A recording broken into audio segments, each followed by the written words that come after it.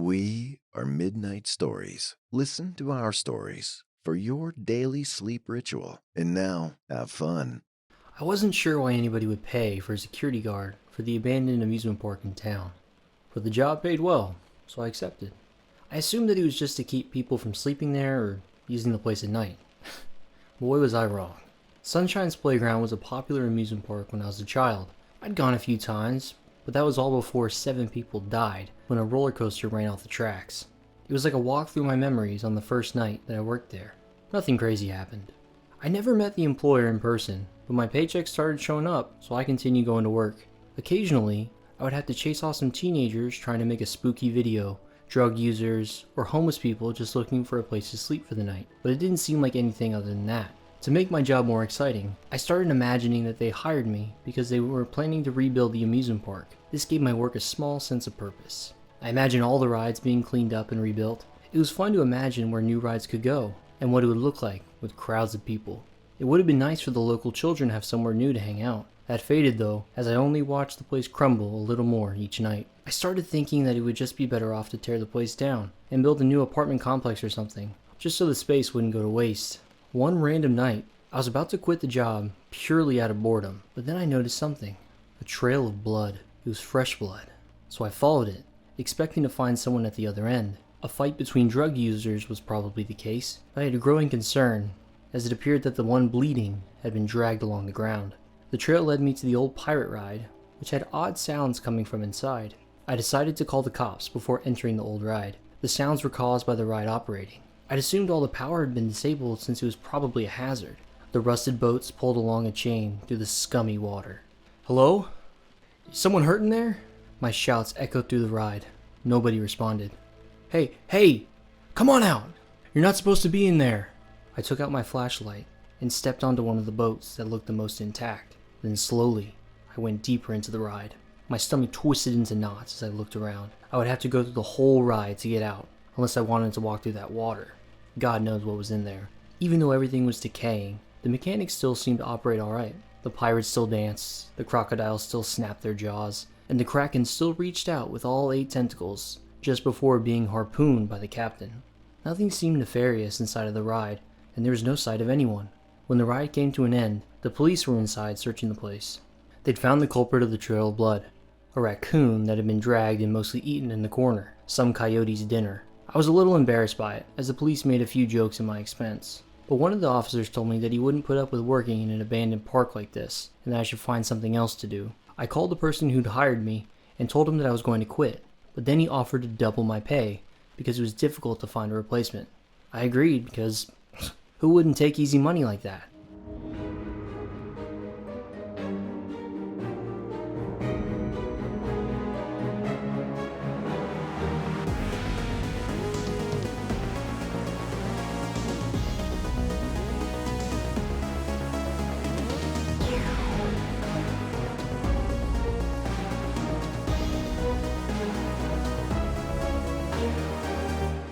Midnight Stories.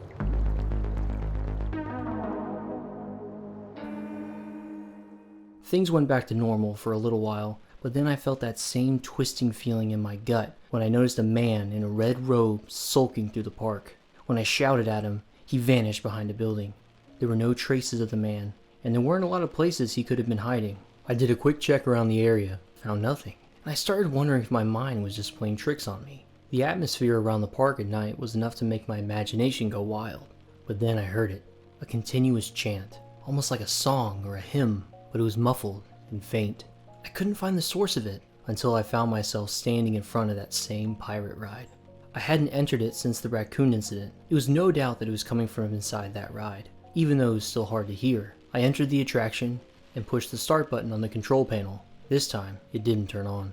Using the boats that were tied together, I jumped between them to get deeper into the ride. A strange fissure by one of the pirate animatronics caught my eyes, as there was a faint light coming from it. The sound became a little clearer. I stepped off the boat onto an island made of fake moss and littered with plastic gold coins. The fissure was just big enough for me to slide through, and there was a small tunnel on the other side. It was an old maintenance tunnel that was in terrible condition. Water from the attraction above dripped down. Black mold crawled up the sides, and a rancid smell filled the tunnel. But I was getting closer to the chanting. My flashlight revealed little to me since the tunnel twisted and turned in a new direction every few feet. The sound was becoming stronger, but I quickly turned off my flashlight when I noticed another source of light just ahead.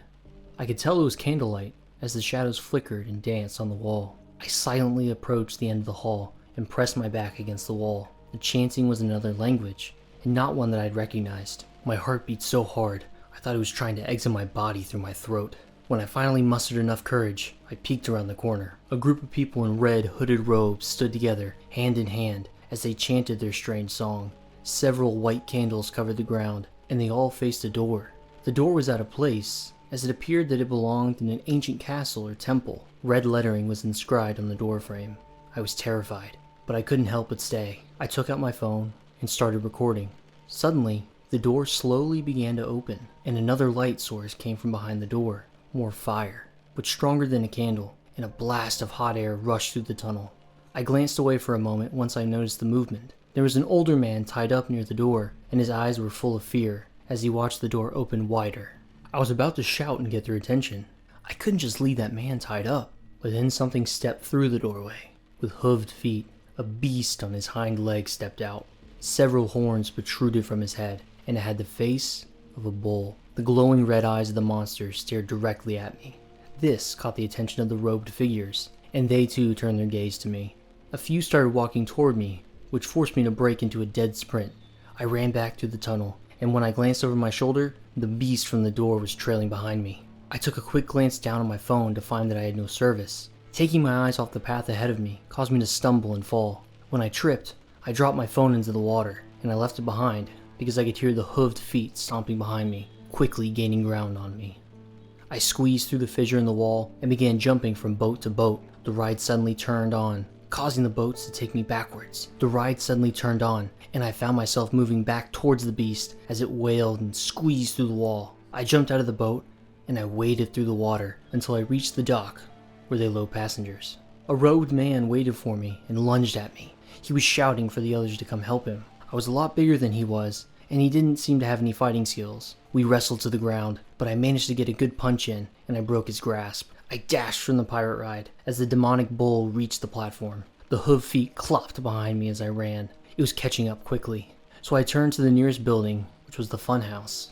A maze of dirty and broken mirrors wasn't a good place to hide, so I ran through the maze as fast as I could. I turned a corner and came face to face with the beast. It roared and reached for me, but it was only a reflection. In a rage, it shattered several of the mirrors and one of the pillars that held up the building. I managed to get to the exit as the building collapsed. I didn't wait around to see if the monster had lived, because all the cloaked people were pouring out of the pirate ride to chase after me. I didn't stop and turn back anymore as I ran from the amusement park. Nothing followed me, and I went straight to the police station. Once I caught my breath, I told the police what had happened. It was evident that none of them believed me, but they were concerned when I mentioned the tied-up old man. They'd been searching for a man who wandered out of a retirement home. A few of them took me back to the amusement park. We searched through the rubble of the funhouse for a moment, but there was nothing to find. So, I led them into the pirate ride and tried turning it on. It didn't start, so we walked through the water into the fissure. There was no light in the maintenance tunnel, and my phone must have been picked up because I couldn't find it where I dropped it. I had really hoped to show them that video, just to prove I wasn't crazy. When we found the room, I was utterly speechless. There was no sign that anyone had been there. No candles, no footprints, and no tied-up old man. The worst part was that door was even gone. It was just a bare wall. The police were agitated at me for wasting their time again and dragging me through the rotting amusement park. They advised me that I go see a doctor. I tried to convince them, but without any evidence, I was also starting to think that I had lost my mind. We left the pirate ride in the amusement park. They wrote down some stuff and took down my information. I never heard from them again. After not sleeping all night, I emailed my mysterious employer, telling him I'd quit. I've never returned to the abandoned amusement park, but since that night, I've had the overwhelming sense that I'm being watched and followed. I just hope nothing bad happened to the captured man. Unfortunately, this story is already over, but you can help us extremely if you click in the middle now and follow our playlist. Keep listening to all our stories now to fall asleep. Click in the middle now. Have fun.